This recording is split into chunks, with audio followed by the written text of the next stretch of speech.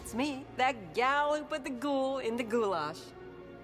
Elvira, Mistress of the Dark. Now, for those of you looking to improve your drab, dreary looks, you can rest easy knowing that you don't have to waste thousands of dollars on painful plastic surgery to get people to like you. Instead, you can invest thousands of dollars on latex rubber monster masks. That's right, hand-painted and covered with genuine synthetic hair. These over-the-head little beauties are guaranteed to make you the toast of any Halloween party. Or, after your spouse finds out how much you spent on something that rots away in a few years, the defendant in a divorce settlement. For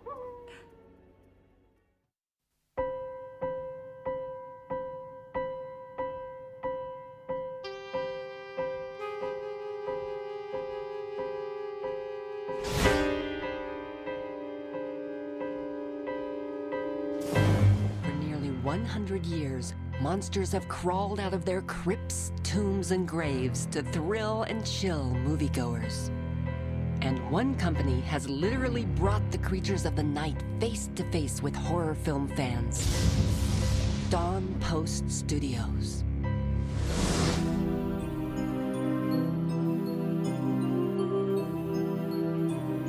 Located in Glendale, California, the Dawn Post Studios has long been a mecca for monster makers and monster fans. After starting the company in 1939, Dawn Post became the first manufacturer of rubber masks in the United States. His early line included an assortment of animals, clowns, and other humorous characters. But in 1948, Dawn Post made a business decision that would impact the direction his company would take for decades to come. My dad went to Universal Studios and worked out a deal for a licensing agreement to make a Frankenstein mask. That mask was made for 25 years. Modeled after the likeness of Glenn Strange, who played the monster in the last 3 of Universal's now classic Frankenstein films, the mask became a huge hit with fright fans of all ages. I went over to Bruce's haunted house over in Glendale, and the guy hands me this beautiful box, this nice cardboard box. And it's pretty small. I'm thinking, a mask is in there? It's kind of weird. And I opened it, and of course, it pops right out, and there it is, you know. But this wonderful box art and thing for it, everything. And I thought, wow, this is too cool. And I put that mask on. I literally put it on, and I wore that with my bicycle riding home, and I got honks and people yelling. It was fun. Dawn Post was now the first official licensee of any Universal Studios monster. And it was only a matter of time before other Hollywood dream factories came knocking on his door. One thing Don did that most people don't know, he did a head of Alfred Hitchcock for one of the Hitchcock shows, and it looked exactly like Alfred Hitchcock. But of all the stuff he did, I think the thing he's most remembered for was Invasion of the Body Snatchers, the original film. He did the big pods, which were wonderful. He did the bodies when they came out of the pods and were forming. Not only did he did the forming bodies, but he did the finished bodies with hair and everything else. But even though Dawn was now a successful Hollywood prop maker, he didn't stop releasing his signature line of horror-themed masks. In 1963, Dawn joined forces with a young mask maker named Vern Langdon, and together they literally changed the face of horror. When I came along, it was very easy. I pretty much had carte blanche, so I could put out just about anything I wanted, and I put out everything I wanted. With his enthusiasm and his love for monsters and everything, he helped take things to in a little bit different direction and to another level. Working together, Post and Langdon gave birth to a new line of latex masks and christened them the Hollywood Horrors. This line of false faces recreated such famous monsters as the Phantom of the Opera, the Mummy, Mr. Hyde, Dracula, and of course, Frankenstein's monster. Unfortunately, due to the instability of the latex used to make the mask, virtually none of these infamous faces exist today.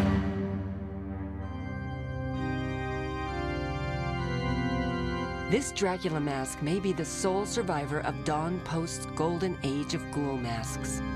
Although time has taken its toll on this fearsome vampire, any fan can still appreciate the sculptor's attention to detail.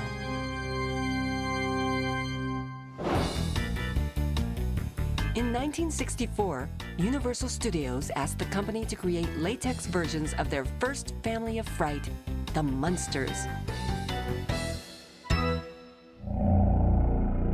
The movie studio was so pleased with Post's efforts that they renewed the mask maker's license for their classic monsters. The Hollywood horrors were retooled and eventually transformed into the newly rechristened Universal Horrors. With the help of talented sculptors Pat Newman, Don and Vern reimagined their original cast of creatures.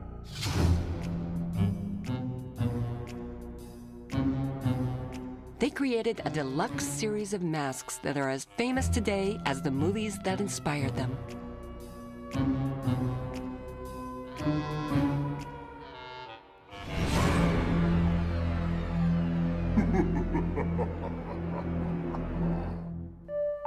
Much of that fame was due to a series of ads in the pages of famous monsters of Filmland magazine.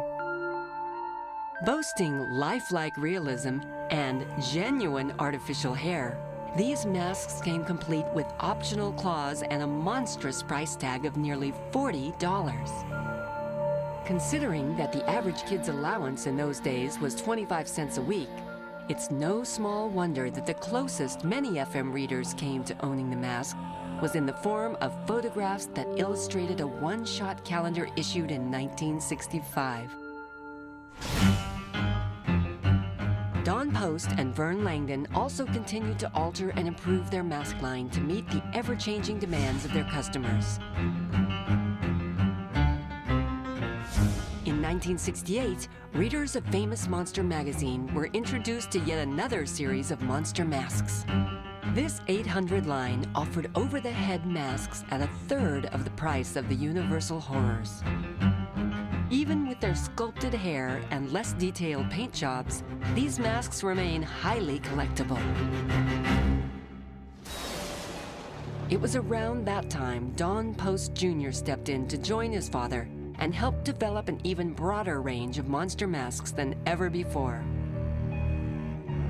This trio of bell ringers from The Hunchback of Notre Dame really did strike a chord with Post customers in the 1970s.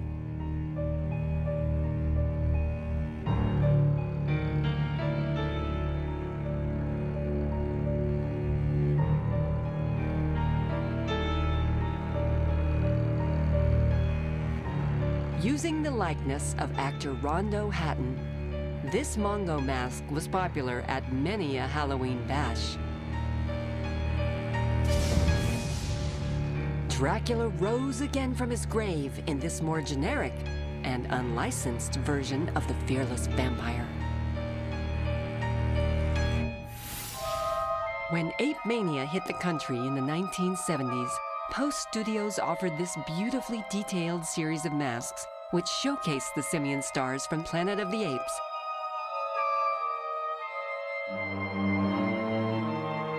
These popular creatures from Star Wars flew off of store shelves faster than you could say Luke Skywalker. And speaking of stars, this Captain Kirk mask became an icon with horror fans when it was repainted and used as the eerie disguise worn by serial killer Michael Myers in the low-budget slasher smash Halloween.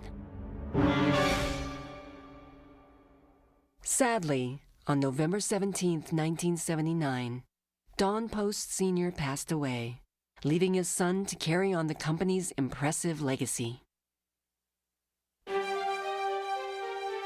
Acknowledging the fact that the masks made by the company were now being prized as cherished works of art, Post Studios licensed the rights to create this impressive mask and hands from the 1979 remake of Nosferatu. Complete with a certificate of authenticity and this plexiglass case, this impressive likeness of Klaus Kinski in the title role went for a whopping $350. Remarkably, it is now worth over $2,000 to any collector lucky enough to find one.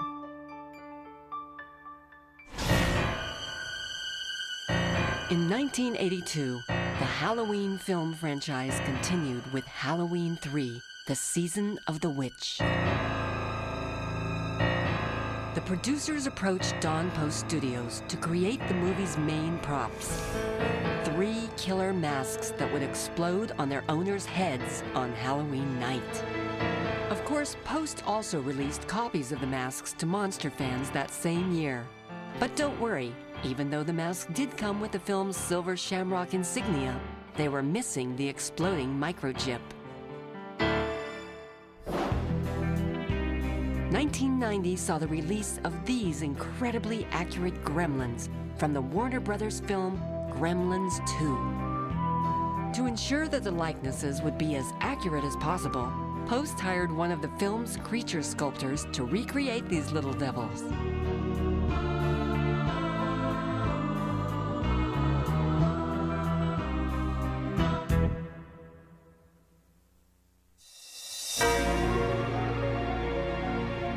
Throughout the years, Dawn Post Studios has offered a gallery of ghouls that would be the envy of many a trick-or-treater. But what was Dawn Post's best-selling mask of all time?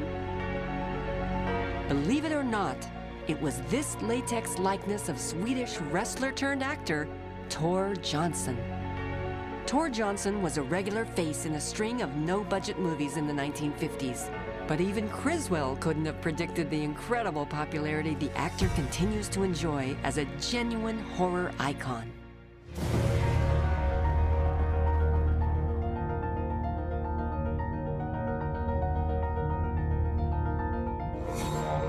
To many horror fans around the globe, the name Dawn Post is as famous as the monsters he created. Where there are no Dawn Post, there would be no rubber masks as we know them today. I firmly believe that. He was to masks what Walt Disney was to animation. Hey, whoever said looks aren't everything?